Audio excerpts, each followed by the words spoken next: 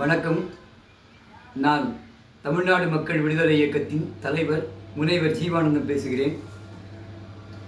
எமது வெளியீடான வட அமெரிக்க இஸ்ரேலிய ஏகாதிபத்தியங்கள் ஒழியட்டும், போரில்லா பொன்னுலகம் மலரட்டும் என்னும் துண்டறிக்கையின் காணொளி வடிவம் இதோ.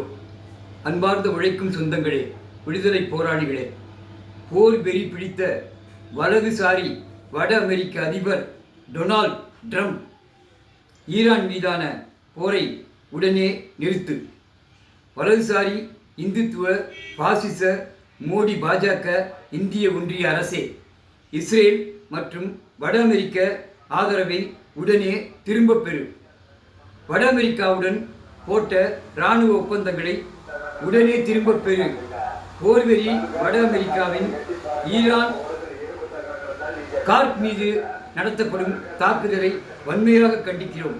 இந்த தாக்குதல் தொடர்ந்தால் கச்சா எண்ணெய் விலை உயர்ந்து உலக பொருளாதார நெருக்கடி ஏற்படும். மூன்றாம் உலகப் போர் உருவானால் அதற்கு வட அமெரிக்க ஏகாதிபத்தியமே காரணம்.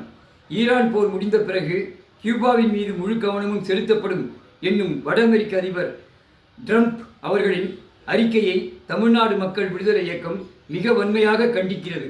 அப்படி ஒரு முயற்சியை வட அமெரிக்கா எடுப்பதை ஒரு காலம் அனுமதிக்க முடியாது.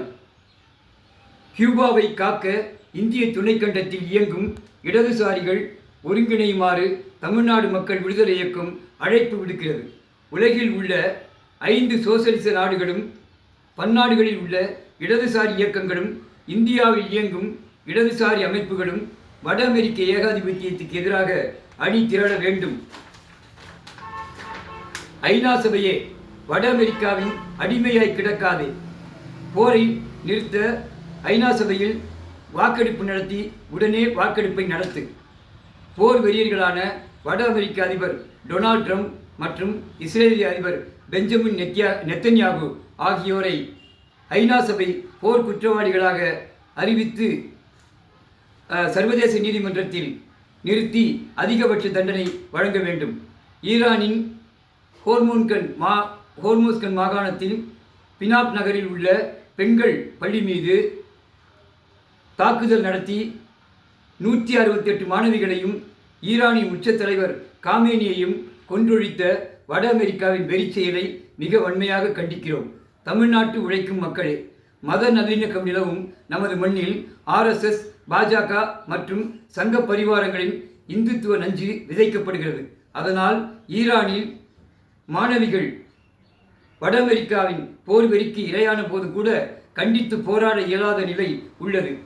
நமது மனிதநேய பண்பை தட்டி எழுப்பி மதவெறியை மாய்த்து மனிதநேயம் காக்க போராட்ட களத்தில் அணி திரளுமாறு தமிழ்நாடு மக்கள் விடுதலை இயக்கம் மக்களை அறைகூவி அழைக்கிறது.